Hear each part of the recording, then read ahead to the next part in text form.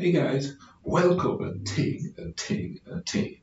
And this is the second half of Irish origins, the genetic history of Ireland. You know what I mean? So far, we see all the Norse and the Vikings, and earlier on, the dark skinned African, not Africans, the dark skinned Irish people, and all of that, you know, at the beginning and stuff.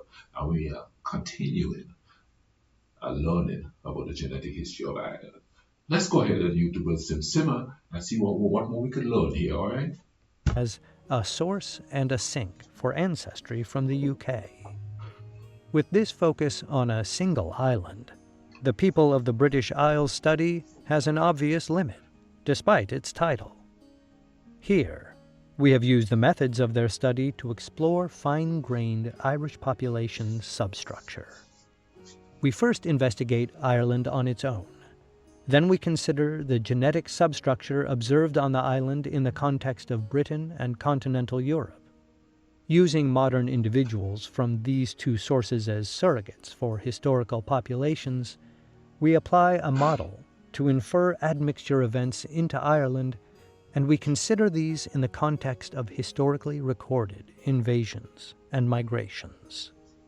Our inclusion of Irish data with previously published data from Britain presents a more complete representation of genetic ancestry in the contemporary populations of the British Isles, providing a comprehensive population genetic perspective of the peopling of these islands. At a high level, both of the haplotype programs clustering loosely separated the historical provinces of Ireland, Ulster, Leinster, Munster, and Connacht, suggesting that these socially constructed territories may have had an impact on genetic structure within Ireland which is deeply embedded in time. Careful inspection revealed more nuanced relations between the provinces. For example, South Leinster clusters share more haplotypes with those from North Munster than with their Central and North Leinster counterparts. The geographical distribution of this deep subdivision of Leinster resembles pre-Norman territorial boundaries, which divided Ireland into fifths, cuige, with North Leinster a kingdom of its own known as Meath, Meath. However interpreted, the firm implication of the observed clustering is that despite its previously reported homogeneity, the modern Irish population exhibits genetic structure that is subtly but detectably affected by ancestral population structure conferred by geographical distance and, possibly, ancestral social structure.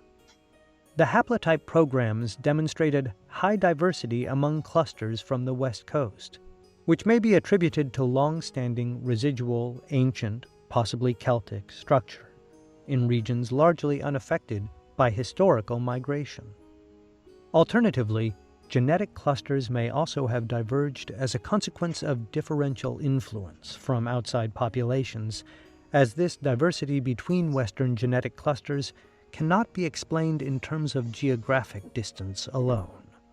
South Munster and Cork clusters branch off first and show distinct separation from their neighboring North Munster clusters, indicating that South Munster's haplotypic makeup is more distinct from its neighboring regions and the remaining regions than any other cluster. Analysis supports this observation, with the Cork cluster in particular showing strong differentiation from other clusters.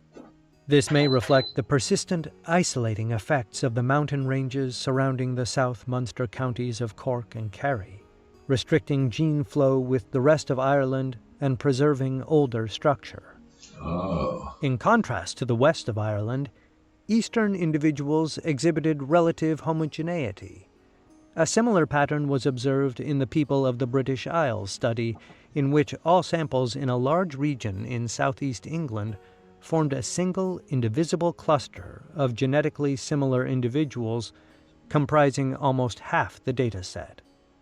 However, while East Coast clusters in Ireland are the largest and demonstrate strong cluster integrity, the largest of these, Central Leinster, comprises roughly a fifth of our data set, suggesting by extension that deeper structure persists in eastern Ireland than in southeast England. The overall pattern of western diversity and eastern homogeneity in Ireland may be explained by increased gene flow and migration into and across the east coast of Ireland from geographically proximal regions, the closest of which is the neighboring island of Britain. To explore this, we estimated the extent of admixture per individual in the Irish data set from Britain, along with 18 ancient British individuals from the Iron Age, Roman and Anglo-Saxon periods in northeast and southeast England. We call this the British component, which was among the lowest for individuals falling in Irish West Coast clusters, including the South Munster and Cork cluster groups, supporting the interpretation that these regions differ in terms of restricted haplotypic contribution from Britain. Our analysis also captures an east to west Anglo-Celtic cline in Irish ancestry. This may explain the relative eastern homogeneity observed in Ireland, which could be a result of the greater English influence in Leinster and the Pale during the period of British rule in Ireland following the Norman invasion, or simply geographic proximity of the Irish east coast to Britain. It's crazy how, when you think about it, there was migration coming from France, Germany, the different clans and tribes are coming there. You know what I mean? I did a little bit of history on. Okay, calm down, Andy. This has got me all excited here. Everything just seems to be mixed up as far as genealogy is concerned of the people there. You could say the same thing, like for instance, Africa. That whole continent is kind of landlocked. It's huge, but it's landlocked. So there had to be some kind of migration between tribes. And you see in modern day, like the battle between the Tutsis and the Hutus, I do believe. You know what I mean? It's just a group of people to come into one spot there, and there had to be some migration for them to end up in that specific area. I wonder if it's going to be harder to trace the genealogy of people there because there's not really a succinct written history going as far back as there probably is, but someone is hanging on to it, you know what I mean, for political reasons. I don't know, that's just me speculation, not a conspiracy theory. But if we look at the different continents, regions, whatever you want to call them, you could see the migration that's happening. Even here in America, where we have the different tribes of Native Americans, there definitely was a coming together of different tribes at some point. And I wonder if there was fight to stop it from happening, and if there wasn't, did they combine and become a specific group of people with a different name? You know what I mean? So we really don't know what the past is like for a specific tribe when you take into consideration that there could be a merger of tribes for land, one tribe conquering the next, and moving because of climate change and the effects of where they are living. If the buffalo run out there, they have to go to a different territory. They could either fight each other for that territory or just merge, you know what I mean, and enjoy the fruits of the area. Now we mainly focus on the fact that we're fighting for it, but it would be nice to have an understanding of where people just come together and unite for the common good of survival of the human race, period, and not just their tribe, and this race, and that nationality, that ethnicity, you know what I mean? And a whole new group of people come out of that. Now, earlier on in the video here in part one, they talk about the dark skinned Irish people that were there, but you don't see much of them now. So where did they go? What is an integration happen? Were they like killed off, being a weaker tribe or a weaker group of people? What happened to them? And that has happened so many times in history. That's why when people say, I am pure this or I am pure that, how do you know? You check your ancestry and stuff like that. You may have more genes of one group of people, but you have a whole slew of subgroups of people that you're a part of. You know what I mean? The dominant one is the one that's ended up as what we see today. And the lesser groups that don't have the power, be it the power to move, the power to take over stuff by violence or force, they just die out. And not necessarily they die out because they were deliberately killed off. It's just that they were sort of, how should I put it? They were married off. You know what I mean? After a while, the dominant group become the dominant group. Let's keep going. Notably, the Ulster Cluster Group harbored an exceptionally large proportion of the British component, undoubtedly reflecting the strong influence of the Ulster plantations in the 17th century and its residual effect on the ethnically British population that has remained. The principal split in the combined Irish and British data defined two genetic islands that discerns their north-south and west-east genetic structure and places Orkney and north-south Wales as independent entities from the bulk of the British data. North to south variation in Ireland and Britain are therefore not independent, reflecting major gene flow between the north of Ireland and Scotland, which resonates with three layers of historical contacts. First, the presence of individuals with strong Irish affinity among the third-generation Scottish sample can be plausibly attributed to major economic migration from Ireland in the 19th and 20th centuries. Second, the large proportion of Northern Irish who retain genomes indistinguishable from those sampled in Scotland accords with the major settlements, including the Ulster plantation, of mainly Scottish farmers, following the 16th century Elizabethan conquest of Ireland, which led to these forming the majority of the Ulster population. Third, the suspected Irish colonization of Scotland through the Dál Riata maritime kingdom, which expanded across Ulster and the west coast of Scotland in the 6th and 7th centuries, linked to the introduction and spread of Gaelic languages.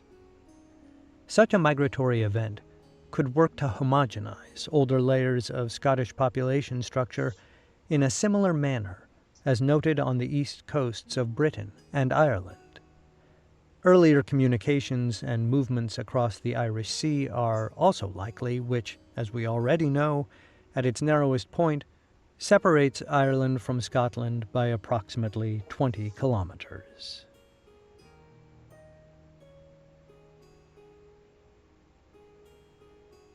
Genomic footprints of migration into Ireland.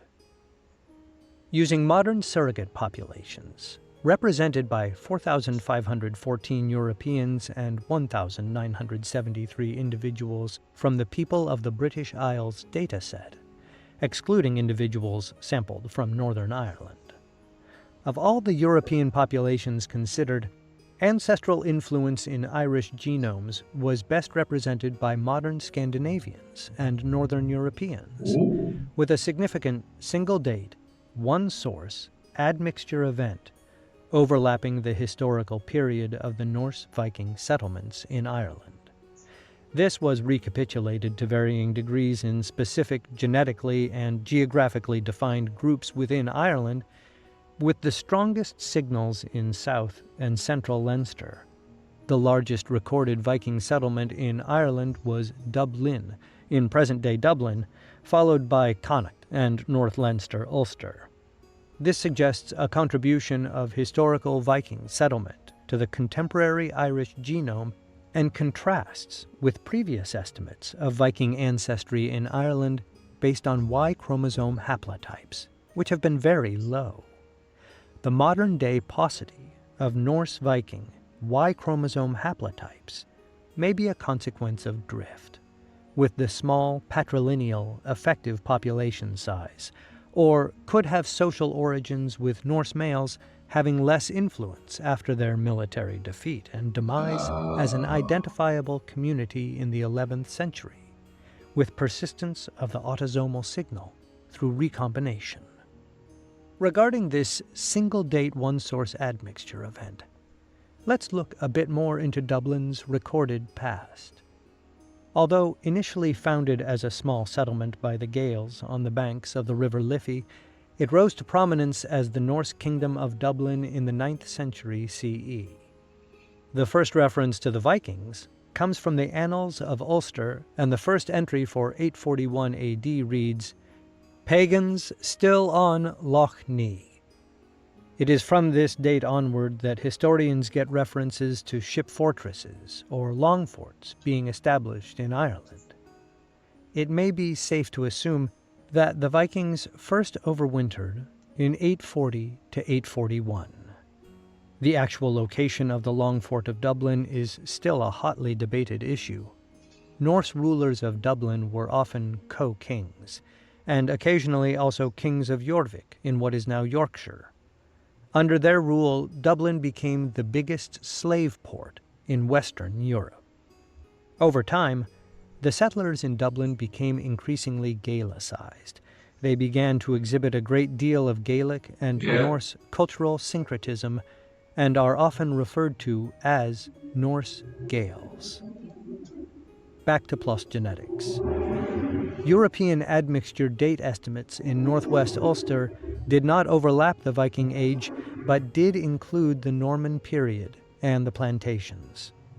This may indicate limited Viking activity in Ulster, or that, due to the similarity in sources for the Viking and Anglo-Norman invasions and the plantations, our models cannot disentangle the earlier events from the later. This is not unexpected, given the extent of the plantations in Ulster, the relative timings of the invasions, and the degree of Viking involvement in Britain and Europe. Yet the overall influence of British admixture in Ireland, and vice versa, has involved extensive and constant gene flow before, during, and after the major population movements, with particular swells of peopling during the Ulster plantations.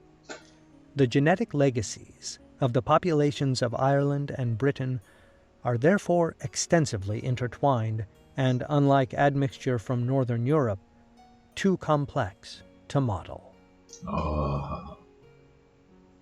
Their conclusions.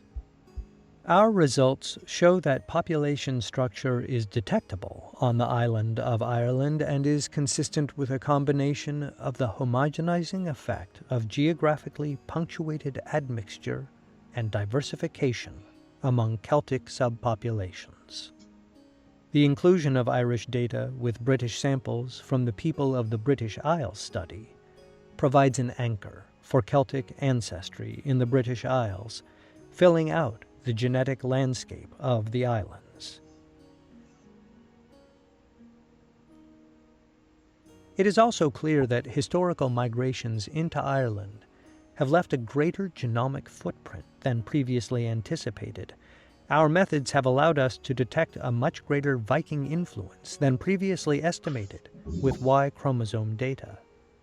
Although the genetic imprint of the British plantations is much harder to delineate, the inter-island exchange and clustering observed between present-day individuals from Northern Ireland and Scotland signals the enduring impact of these historical movements of people.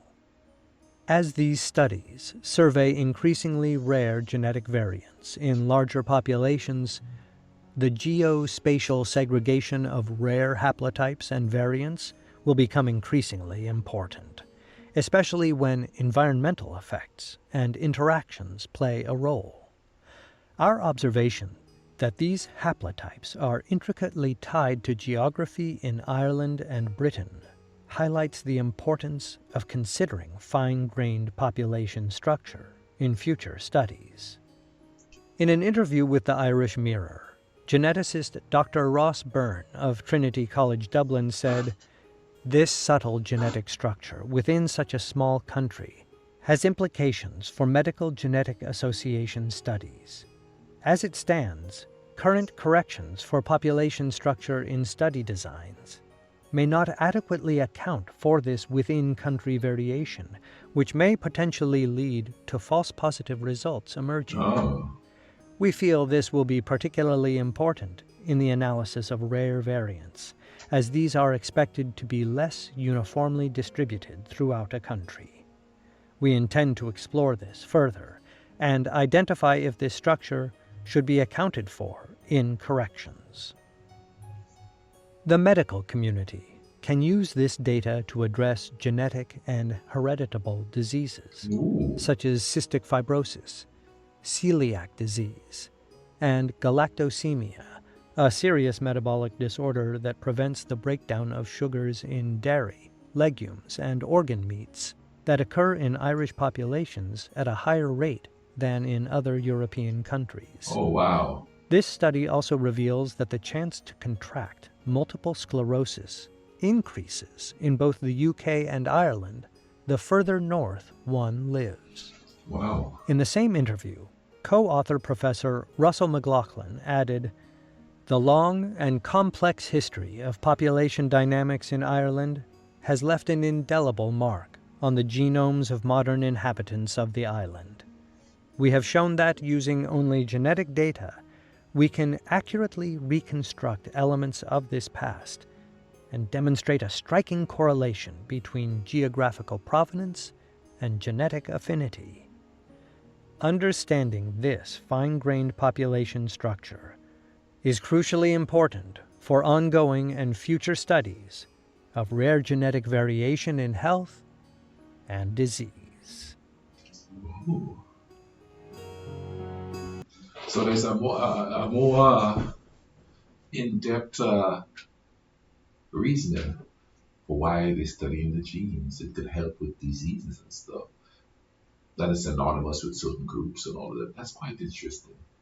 This was quite interesting. And in to a certain degree, the same thing that happened here in Ireland could happen anywhere. This would help us understand more about the genetic makeup of people everywhere by using this same method here. That would be kind of interesting. I'll leave a link in the description to this video. Hope you guys enjoyed it today, man. I'll also link the first part of it across here, so you can go watch that also. All right. Uh, in the meantime, y'all take care of each other. All right. Go out there and be human. Love the human race. Cool runnings.